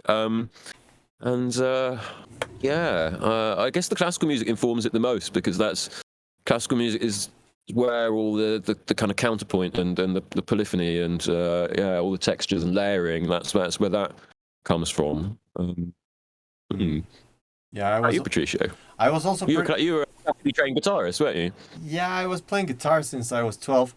I kind of stopped because my I had really bad posture, and then my wrist uh, kind of gave up, and I ended up having like a big cyst. I don't know, like the thing from the articulations that thing, like it just made a cyst, and like I had to stop because well I wasn't getting better with my posture. So anyways, but I still play a little bit, and that thing kind of remains. But my dad was really into the opera and like the classical, and he really showed us me and my brother. My brother wasn't so musically inclined, but he really did show us like the the good stuff from the old ages, and Yeah. that stuff really hits your brain in a different way, like it's the way they compose stuff, the way that well now also, but not so much, you know. Like you know, like Mozart's, it's obvious thing, but you know, Handel or you know, Bach, stuff like that Yeah, really touched me, and uh, absolutely, man. I keep listening to it when I'm on the road. You know, I just play some like classical stuff, and it really gets me more going, way more than like contemporary stuff. Mm, definitely. But Natalie's asked, "What piece of classical music do you love?" I mean, there's so many, but I can tell you what I've been listening to in the last week or so. I've been listening to a lot of Greek violinist called Leonidas Kavakos, who has recorded the entire of the Bach solo unaccompanied partitas and sonatas. Which is this incredible, very raw recordings. I mean, you literally hear this guy's beard scratching against the against the chin rest, and then also all the kind of Beethoven sonatas as well. I've been listening to a lot of that, and then I spent a lot of time listening to Yasha Heifetz, sort of a fantastic Russian, very dead violinist, but he's kind of the violinist's violinist. So when you spoke to any, if you spoke to any violinist and they were asked, you know, who is the greatest violinist in kind of recorded history, so to speak, everyone would say Yasha Heifetz. So Oh wow. I've listened to quite a lot of recordings of him playing just the really big violin concertos, so kind of the Beethoven and the Brahms and the Mendelssohn and the Tchaikovsky, and a Saint-Saëns, can never pronounce that. Yeah, so I like a lot of violin concertos, really. But yeah, and I like kind of weird French, kind of impressionistic stuff, like kind of Debussy and it's kind of Ravel and like that, you know, that kind of slightly mystical, weird, kind of like nymphs in the woods kind of like vibe, you know. Vivaldi, yeah, I do love Vivaldi. Yeah, The Four Seasons is obviously a masterpiece. yeah, it's one of my Absolutely, especially favorites. the slow movement of Winter is you know one of the most stunningly beautiful bits of classical music out there. Yeah. Patricio, you have any particular pieces you really love? Yeah, definitely Four Seasons is one of my favorites. You know, um, it's just I usually never really been good with names or with you know, I when I listen to something that I like, I don't particularly just like go and like look at the name. I just keep listening until I don't like it. But yeah, That's I'm not so that's knowledgeable with probably. names since many years ago. I just started idealizing music as you know, shapes rather than names. And but yeah, uh, I mean, Tchaikovsky I really like. Not really like into, as I said, like I don't really know the names of the pieces rather than like I kind of feel the vibe of the guys. Like I don't really, yeah, I wouldn't really be able to tell you anything like that. Like I don't, Natalia is saying that Bach hurt her at school. yeah, Um, Bach. yeah, It, it, Bach. Oh, I'm sorry to hear that, Natalia. yeah, I'm very sorry to hear that. He Abused by Bach at school. he's always been good to me. It never Naughty hurt. Bach. But yeah, we could potentially go to this next track. It's it was right underneath that link that Nikhil sent, and it's called High Fractal right now. Do you have Mm-hmm. it there, or should I refresh you the link? Yeah, yeah, I got that. Yeah, Okay, cool. High Fractal right now, and the project is I called. just Sorry. I have a bit of a problem here. Fortunately, I have thought about this beforehand, but the batteries are kind of running out on my keyboard. That's a very unprofessional, slightly embarrassing thing to come out with, but I do have some spare batteries. Don't worry, man. For a So pro. we are pros, man. Don't worry about that. And okay, so we gone through all this. So while you're looking for your batteries, maybe you're around. I got it. Okay, cool. So, but when did you start your production life? Like, when did you start producing music? I first time I ever sat down with a computer and a bit of sequencing software was when I was 16. So I guess in 2000, and I did an AS level in music technology. And that, for its project, involved I had to transcribe a string quartet by Henry Purcell into MIDI, 4-part MIDI, and with Wow. just a general MIDI sound. So violin one, violin two, viola, cello, and it sounded absolutely fucking awful, as you can imagine what like a string quartet stuck to the general MIDI would sound like. But that was kind of my first exposure to learning how to sequence. And yeah, then I got really, really into drum and bass, actually. And a good friend of mine, one of my best mates, was quite a kind of precocious producer at that time, and was quite handy with Cubase, and had a couple of those little kind of tiny Korg synths, and so he started teaching me, and so we wrote these kind of quite fun, quite amateur drum and bass tracks, yeah, and then I bought a G5 in, I think, 2003 or something like that, with a proper copy of Logic and a virus, and yeah, and it kind of went on from there, really. Yeah. So I don't know, 15 years now or something like that. Which way are these going? But you said 2000, Patricio, you started. Yeah, I started exactly at 2000, so about the same time that you Mm. started. I was um, I was about 19 or 20 at the time.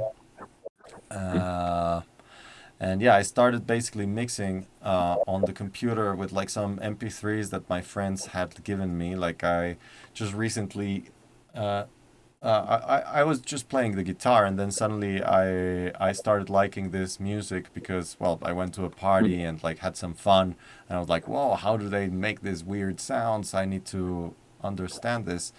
And Mm. to me it was more of a how do you say, like a jigsaw puzzle, but in my brain, like how Yeah. this was done, and it made it was funny and it was challenging, and that's why I started. And obviously, I started with mixing these tracks, and then afterwards, I went into what's Fruit Loops. Fruit Loops. I can't remember I think it was three, and Mm. and then Reason One was just out. So then I started doing that, and then a friend of mine gave us a cracked copy of Cubase SX, Mm. and from then it's all been Cubase for me. I mean, I started. Um, I started playing guitar when I was 12, and then when my hand kind of Mm. gave up, then I started doing this, and yeah, because I was using my other hand with the mouse, and that was fine. And Mm. um, and yeah, like that. The rest is just history. Right now, I've been fiddling with other sequencers. Actually, I've been fiddling with Bitwig. It's super fun.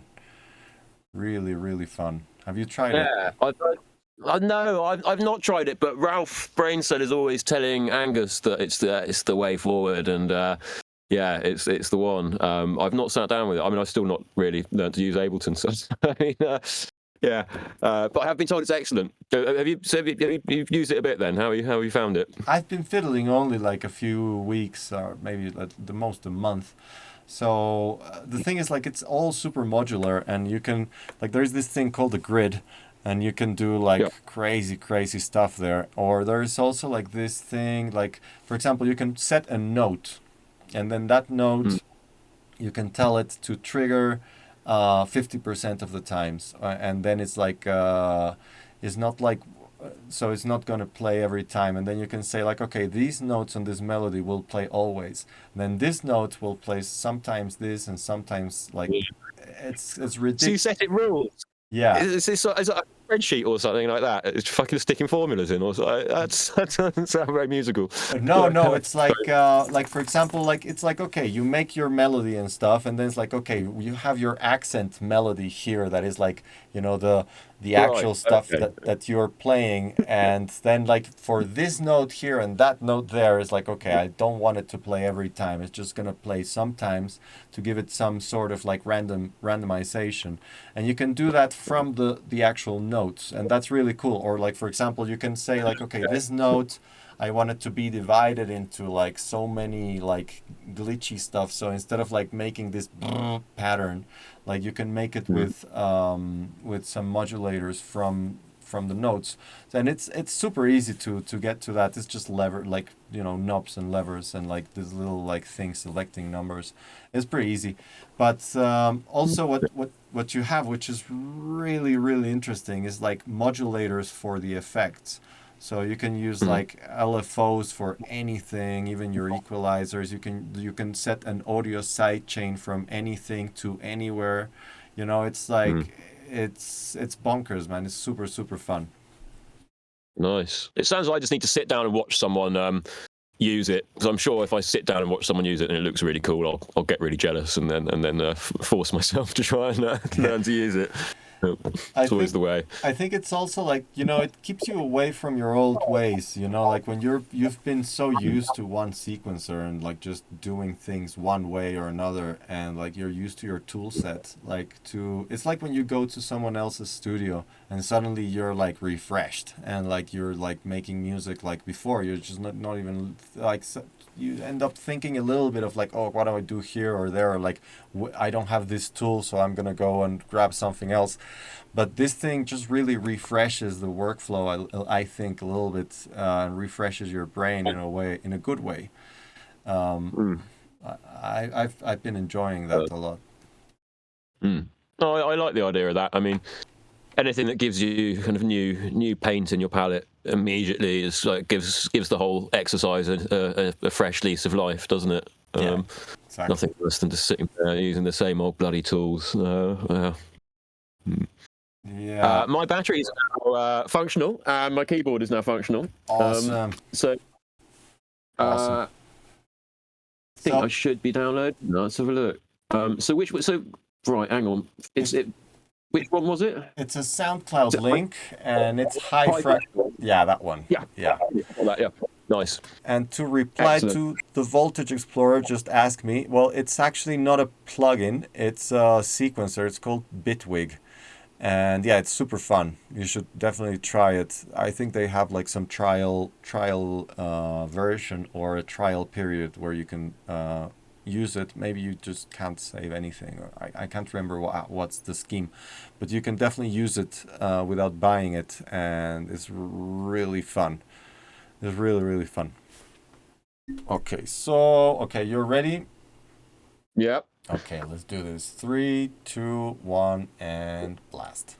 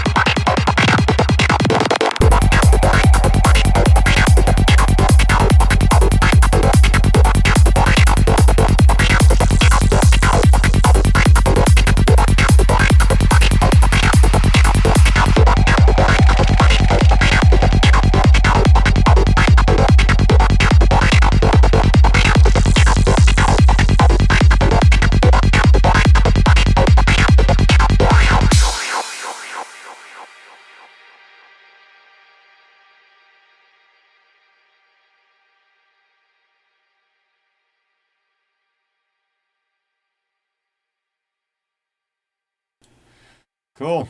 So we're back, and yeah, what do you think, man? What do you think, Joe? Whoppa, maybe still not finished there. Wait. Oh, there you go. Great.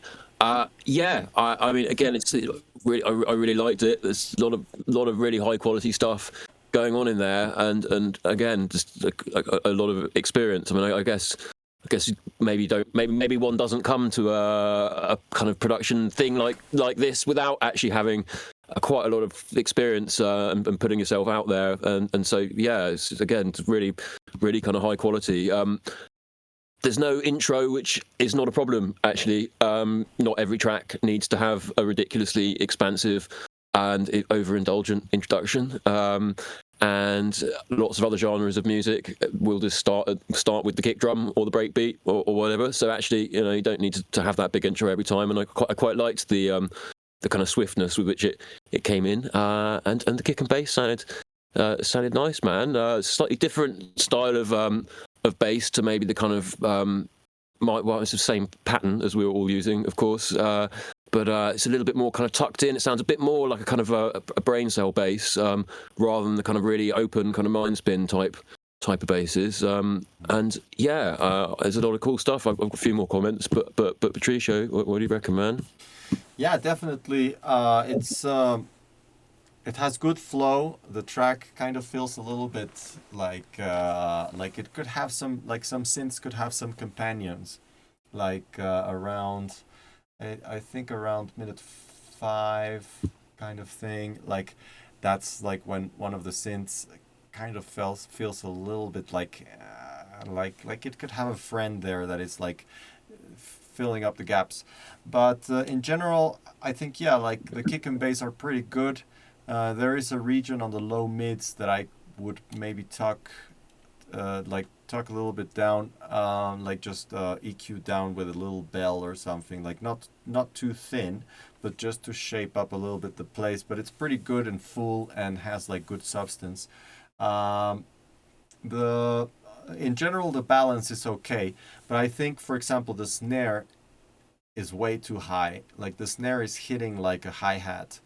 It's really high in the spectrum, and I would keep the snare like lower. So I would keep like more of the lower frequencies of the snare live, and not you probably just how do you say, like low cut a little bit too high there.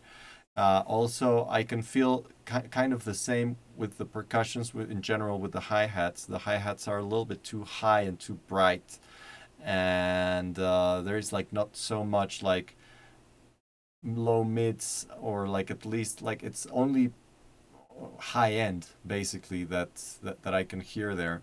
And like all the hi-hats are up there, you know what I mean? And in general, I think it's okay that you have like some air on the hi-hats, but not all the hi-hats need to be full air. And some of them should be hitting a little bit lower and some higher, and then like you get like that nice like movement in the high frequencies. Because if you think about it, all the high frequencies from 5K to 20K, it's like 3/4 of the spectrum, you know, 3/4 of the audible spectrum. And there is so much detail to have on that 3/4 of the spectrum and you are just shoving everything up to like from 8K or 10K to 20K. And those from 5K to 10K, it's like the beef. It's like really like where like the perceived, especially the perceived loudness, yeah. But also it's like is where all this like rhythmic games and like rhythmic like patterns should be you know what I mean. Like you can have so much fun with that space. What do you think, man? I had a few really kind of fine detail observations. At around, I'm not sure if it's exact, but around 3 minutes 43 seconds, around that point, there's a little kind of kick drum roll just at the end of a 16 bar phrase that I mean, it sometimes happens. I think just that I don't know quite what happened. the sequence of kicks. And because they're all kind of quite loud and they're all kind of quite next to each other, sometimes the kind of the releases of the kicks, when they're in too quick succession, the releases of the kicks will blur into the kind of attacks of the next kick. And if you look at it on your actual channel fader, suddenly you'll see this like spike of like 2 or 3 dB on your kind of kick bus and or your kick channel. Anyway, just have a careful little look at that, because maybe you might want to take those kick rolls, put it on a different channel, take off a bit of the low end, take the volume down a little bit, and then put a really nice big crash when the next 16 bar starts. Just really pulls the listener's ear into it, because it felt a little bit. Just a little bit scrambled, that like little bit there. Definitely agree about the snare. I really noticed it was a bit too loud, especially when it comes in at 4 minutes 30. That really popped out. 5 minutes, same melody Patricio was talking about earlier. Again, like either a kind of friend with it, or it could be a good example of what we were talking about earlier, where a bit more kind of crafting in that melody, just in terms of detail over the 16 bar phrase, because it sounded like a kind of a repeated phrase, and then maybe a bit more modulation on it. And I mean, I'm quite undisciplined, and my general approach to things is to stick a really nice big tape delay on it, normally a Logic tape delay, and automate up my cutoff and just to stick a lot of swooping shit in there just to give it as much movement as possible. And maybe you could just kind of affect that a little bit more and make it a little bit more undulating. And you've got a kind of very crucial tape delayed sound, which I think is actually that sound we were just talking about, that you've spliced and then put through a kind of a tape delay. And that's a very good technique and very, very useful. And it's been used to great effect by a lot of people. It's excellent for kind of papering over sections and transitions and that kind of thing. I just felt it went on a bit too long. That was kind of went over the whole next 16 bars, and maybe just needed a little bit more. It was a little bit dry as well. Maybe kind of a touch of reverb. Could have kind of helped with that. But I mean, keep that idea in there. I would say for sure. It's a good sound and effect, but maybe just a bit more kind of movement on it. I mean, there was sorry, this is really just so. There was a tiny there was a riser that was like a little bit loud going into the first break at 3 minutes and 7 seconds. I really like the track. I was impressed with it. It comes in and pumps really quickly, pumps really nicely as soon as it drops, and with a bit more work on some of those sections that we both mentioned. It was something really excellent. Yeah, man, definitely. I wanted to go over because Natalia says from 5K to 10K are not carrying the same energy as the mids and lows. It is where the details lie. Well, yeah, but also where the percussions and your hi-hats are is really from 5K, 10K up to 20K, right? But from 10K to 20K is just the air. And it should be treated as such. It's not like where your main chunk of your percussion should reside, really, but it's more from 6 or 8K to 10K is your high point of your percussions, and then from there kind of rolls off, and all your percussions, your snare, etc., it goes down to 2K or even 1K sometimes in terms of the snare. If you think about toms, it really goes much further down. But I'm just meaning the higher percussions from mid range to high end. You could work a little bit obviously you don't need so much energy from say 6K to 3K. That's where your ears are most sensitive, and that's where you should obviously take a little bit of care for especially with the sounds clashing, with sounds clashing, because the synths are hitting that region, and the percussions and the hi-hats and everything is hitting that region, so you have to be extra careful with that part of the spectrum. But in general, you want most of your percussion sounds to have a little bit of still a little bit from 2K or even sometimes 1K, as I said, up to the high end, still a little bit of it, so you don't have all the percussions in the high end and just making this really kind of because it doesn't really translate so well. Anyways, well, that was my main concern with the percussions. And yeah, the snare, like you said, like it feels a little bit loud because also it's like on that range, no? Like it's like super like high frequency, like is hitting like a hi-hat, and it needs a little bit more low like mid frequencies to have like more of that like snare sound. Mm. Natalia, you said logic tape delay.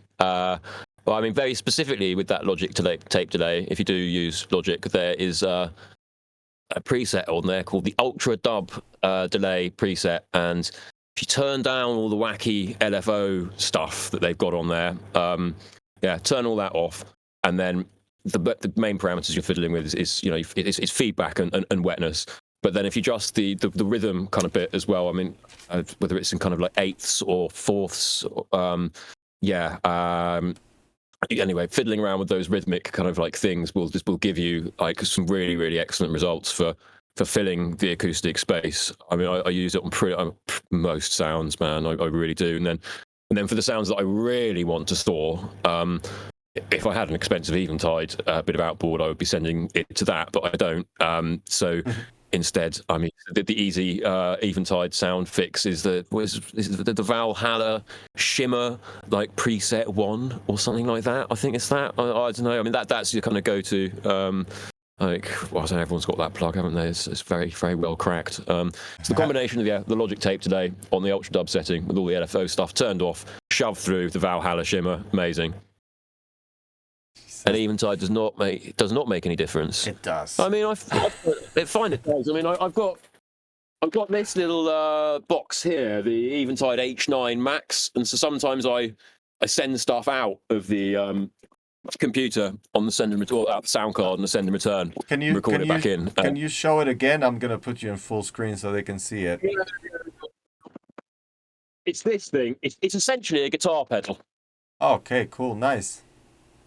But it's got, this is the kind of combination of all their guitar pedals all in one, with lots and lots of other kind of algorithms from their back catalogue, and yeah, it sounds fantastic. I mean, if you watch Posford in the studio, he's got like a couple of these lying around. Everything gets shoved through an Eventide. Like, it definitely makes a major difference. Yeah, no, this thing's is like Eventide has always been quality of processing, and obviously not everyone can buy one of those Orvilles or like the H9000 and shit, but like these little ones are pretty affordable for the actual punch, for the punch that they have.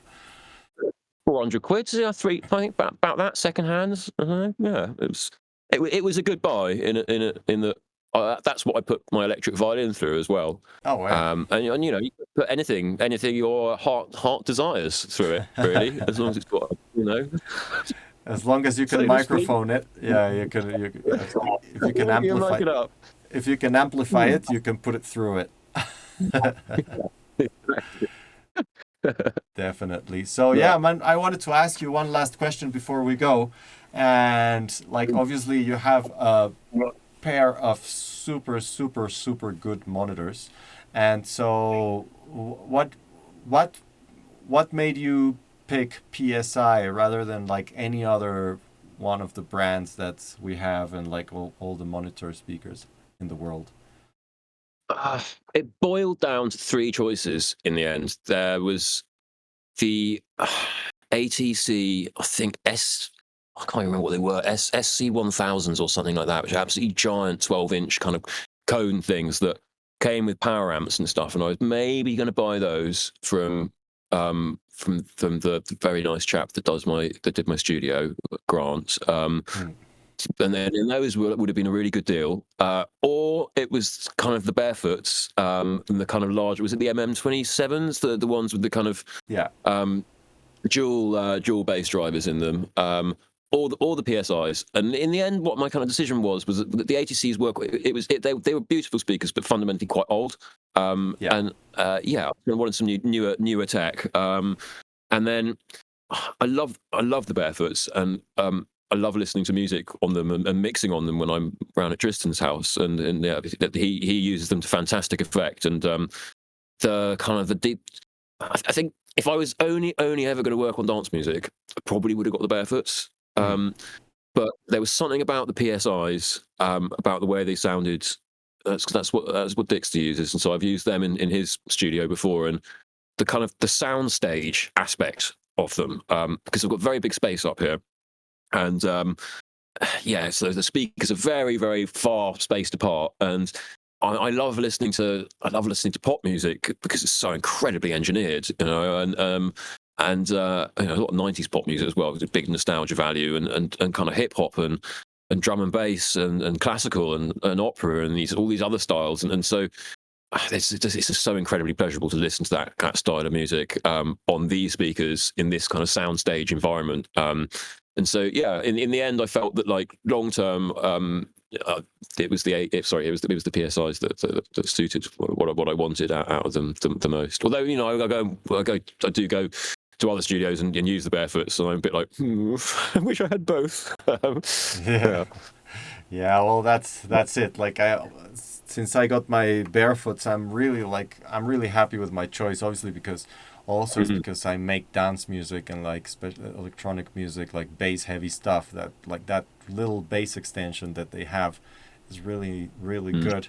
But yeah, obviously PSIs are a little bit more. I'm not sure if accurate, but I would say more defined on that, like on the audible frequencies and on the mid range and on the low mid range, and all this is super clear. Definitely.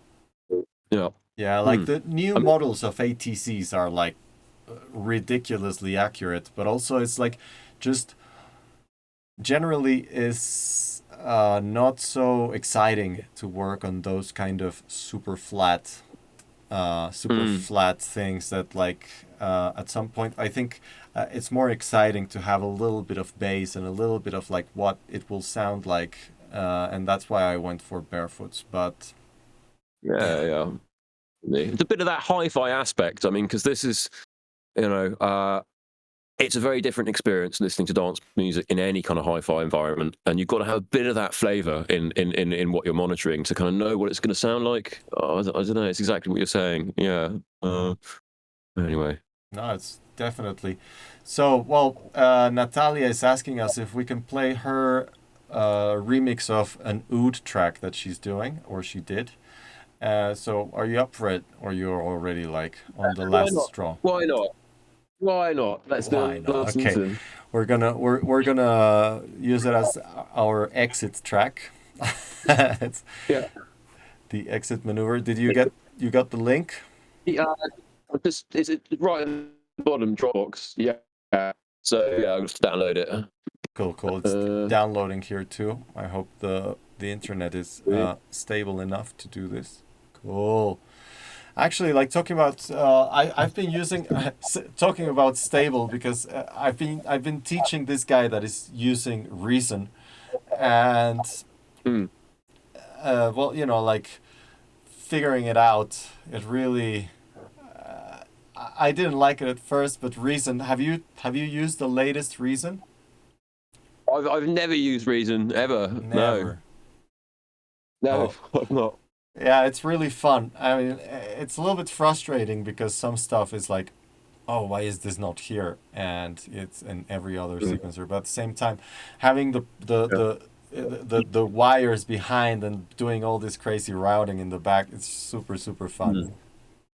Yeah, that's what scares me off, man. That's not my brain just doesn't work that way. Yeah. Okay, so something's happening. Hang on. Where was that happening from? That's happening from iTunes. Right. Yeah. So ready whenever you are. Okay, cool. So let's do this in 3, 2, 1, and play.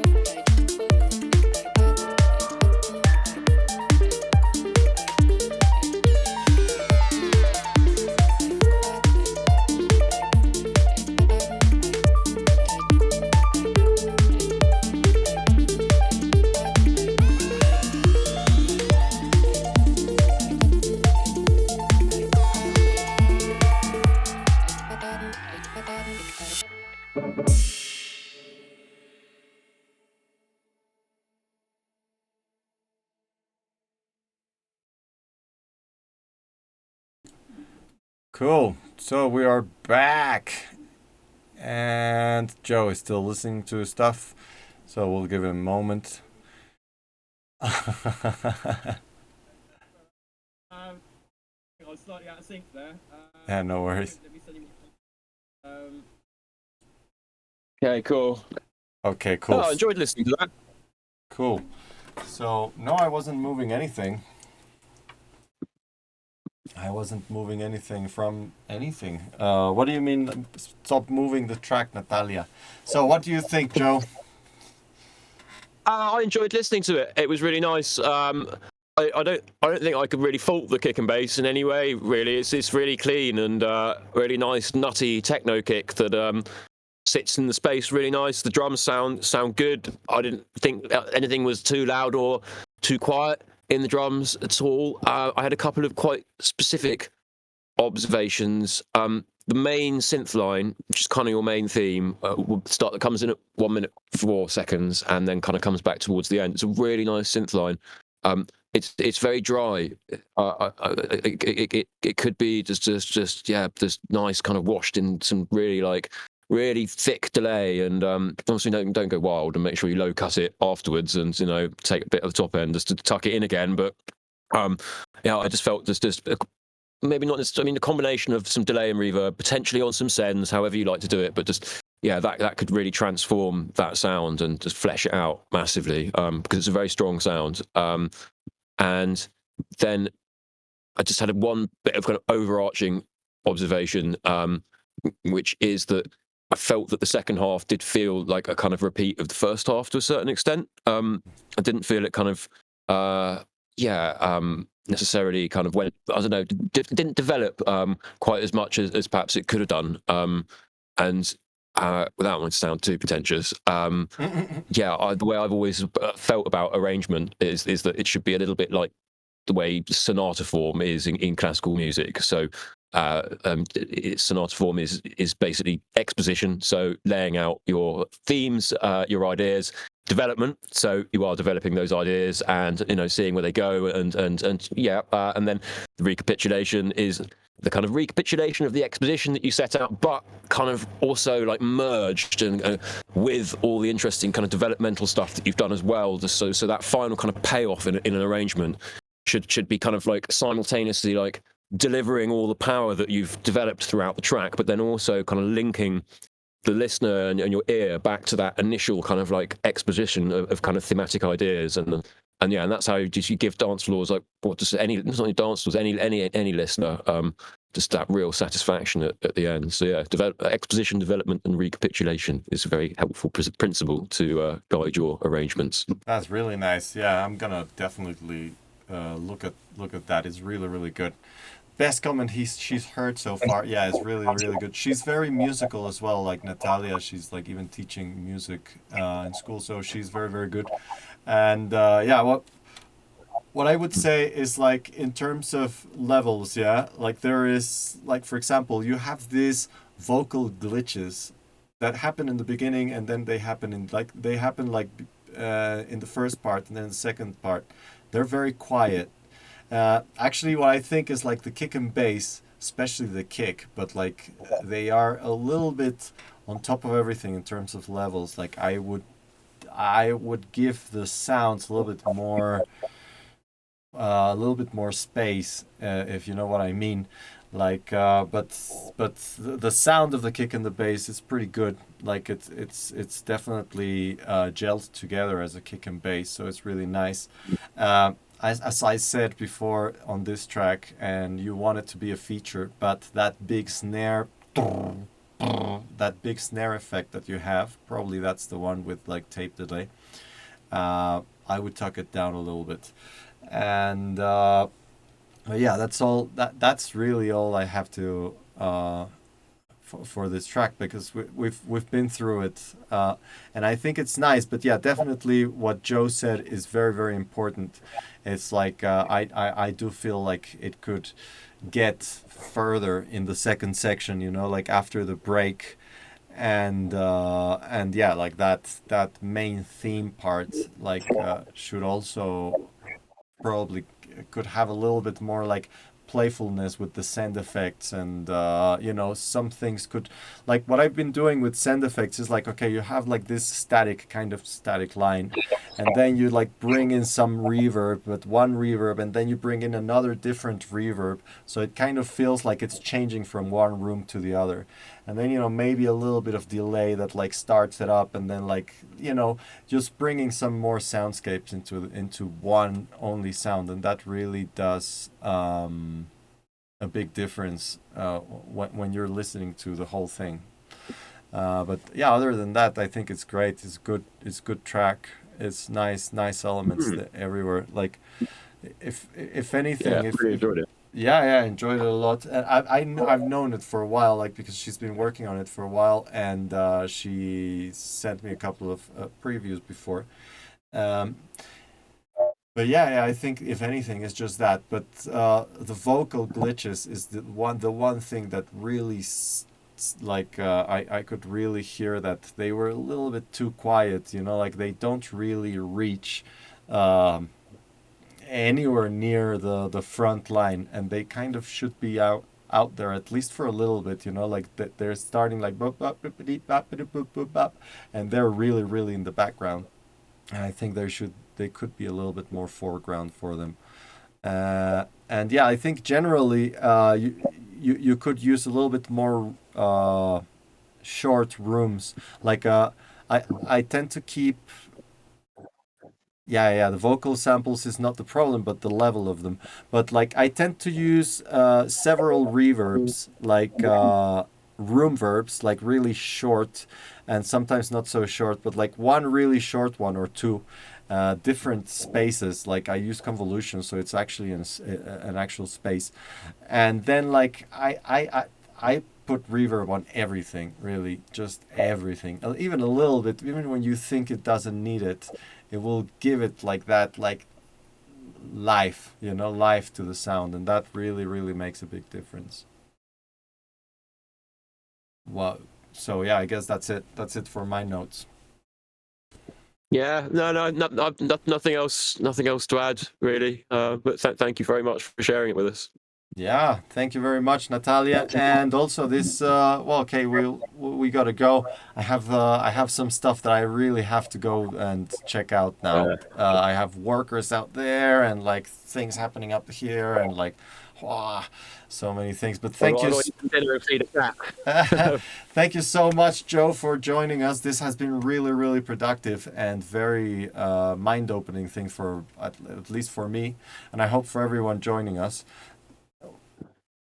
Definitely. Thank you very much. Thanks for having me on here. It's been really enjoyable, and yeah, thanks to everyone who's kind of come along and yeah, shared their really cool music. Excellent. I wish you all the best with your music production journeys. Yeah. Yeah, man. Thanks to you, and thanks to everyone that is joining us now, and everyone that is sharing their music. This has been really cool. Keep tuned for the next one, yeah? And yalla, see you very soon. Yeah. Bye.